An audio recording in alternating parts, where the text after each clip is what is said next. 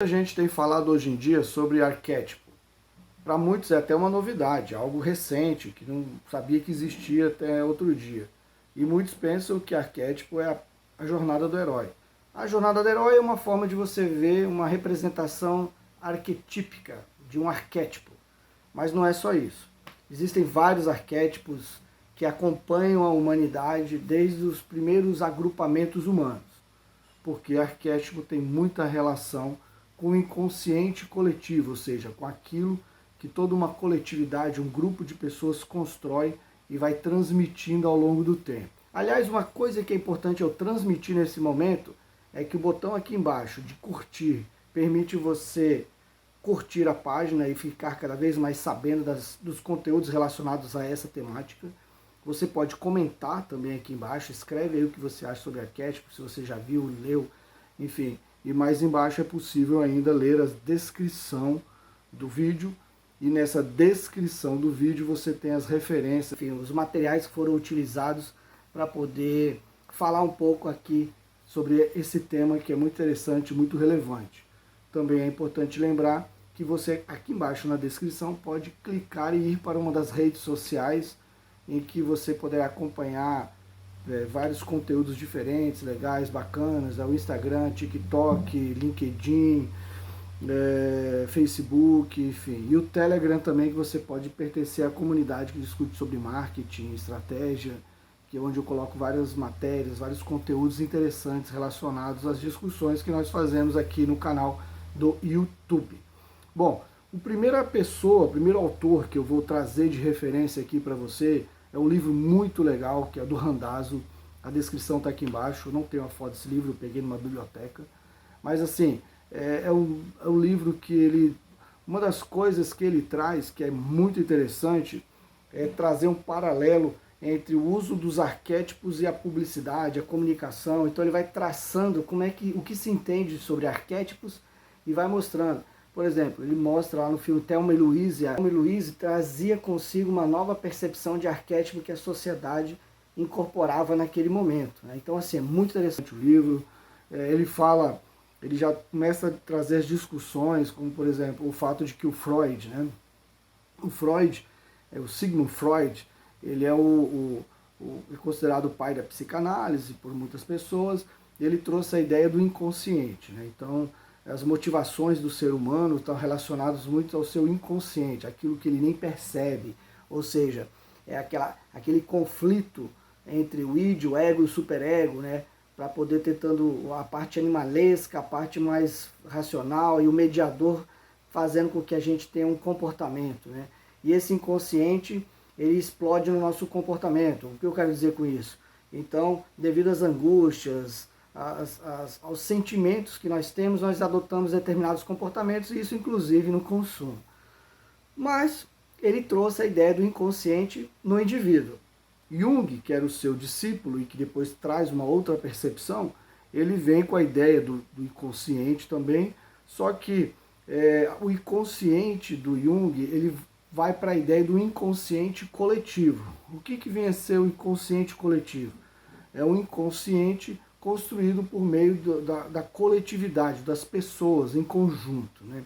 Então, assim, enquanto o ego, o eu atuante, trabalha no inconsciente, que é aquela força invisível, né, que influencia o comportamento da pessoa,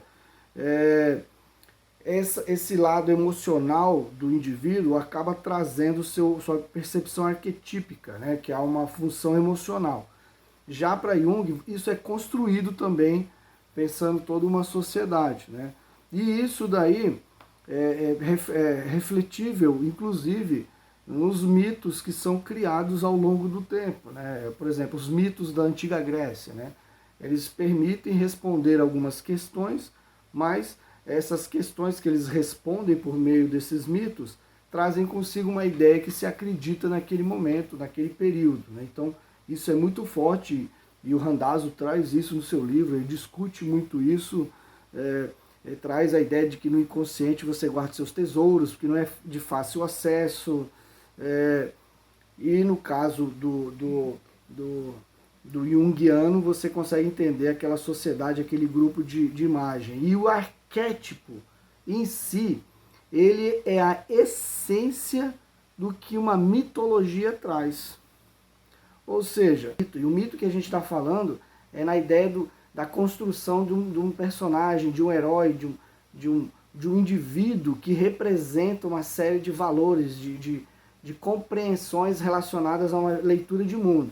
Então, quando os gregos falam que eles trazem vários personagens, então quando trovejava era Zeus jogando os raios, Zeus jogou raio, trovejou, né? Isso daí é uma mitologia, uma história construída, e o arquétipo por trás disso é de um deus que é vingativo, que é bravo, né? E que tem muito a ver com a própria ideia do arquétipo do pai bravo, né? Mas enfim, então ele traz muito essa ideia nesse livro, o Randazzo, a ideia da alma humana ser refletida por meio dos arquétipos e que permitem a visualização. Ele traz uma estrutura muito interessante. Por exemplo, a mãe. O arquétipo mãe traz consigo calor, alimentação, abrigo, segurança.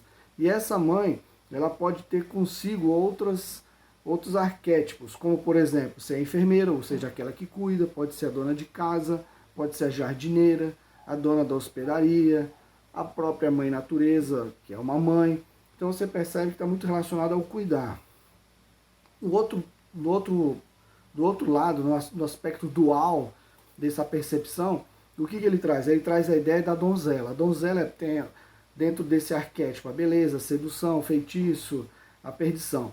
E a donzela, ela pode ser a sedutora, a sereia, a ninfa, pode ser a virgem, pode ser a mulher fatal, a própria mãe natureza, a maga. Ou seja, você percebe que dessas duas raízes, a mãe e a donzela, você tira outras leituras que vão trazer nuances, né? Então uma leitura arquétipica ou arquetípica, né? Muito interessante.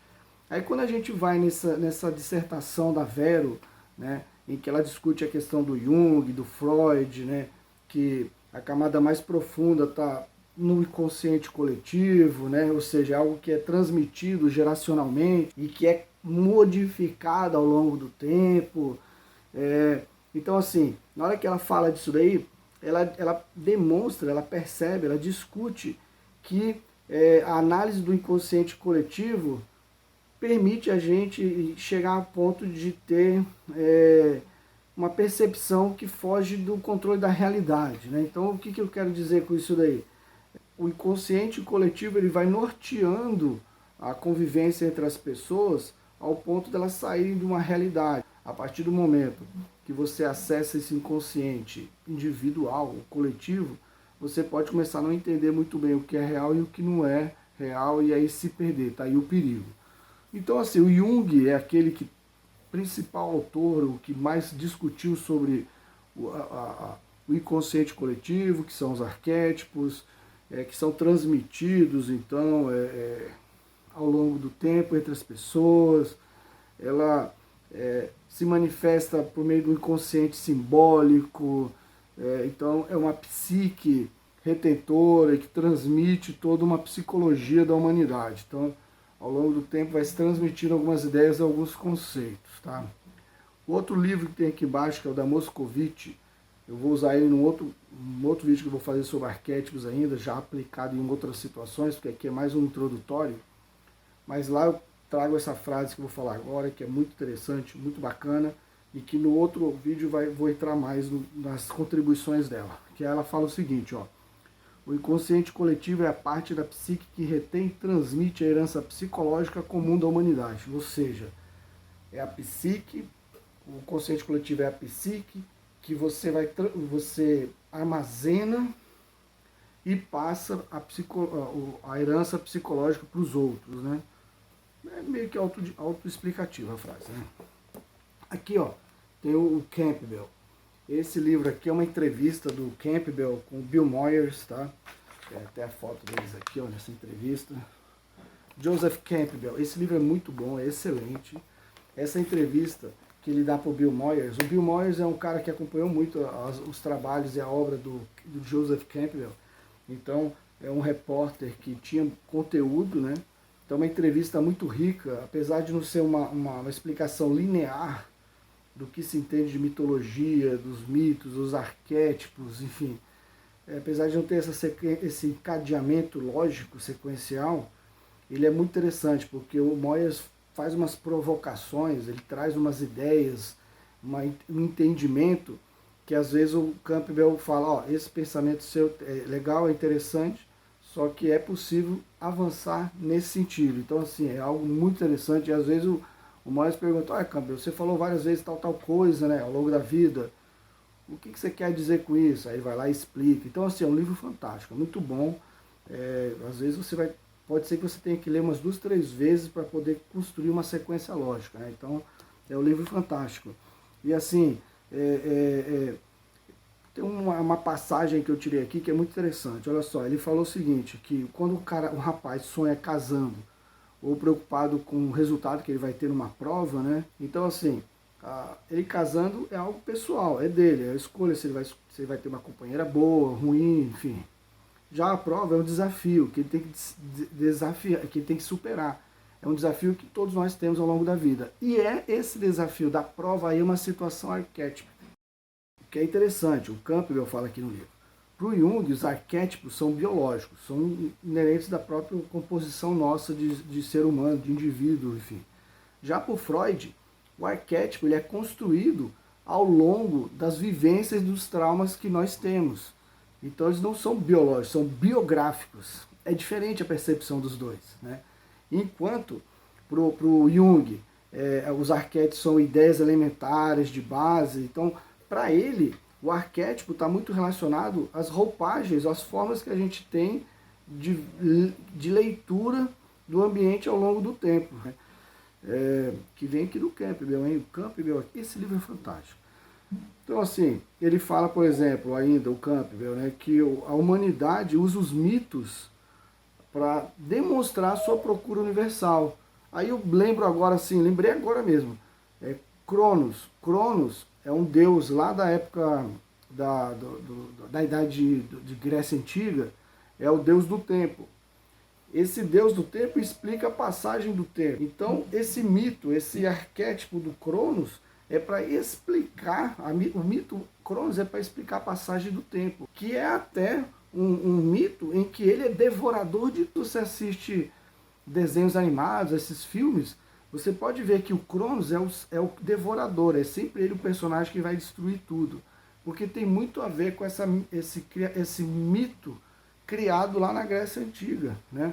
Então, assim, para poder explicar a passagem do tempo, se construiu um mito. E o mito ele vai ajudar a entender a vivência, enfim. E o mito você vai ver a passagem, a explicação dele nas artes, poesia, o caso dos filmes, enfim. Bom, eu acho que a essência é isso, né? Eu vou fazer um outro vídeo já aplicando mais.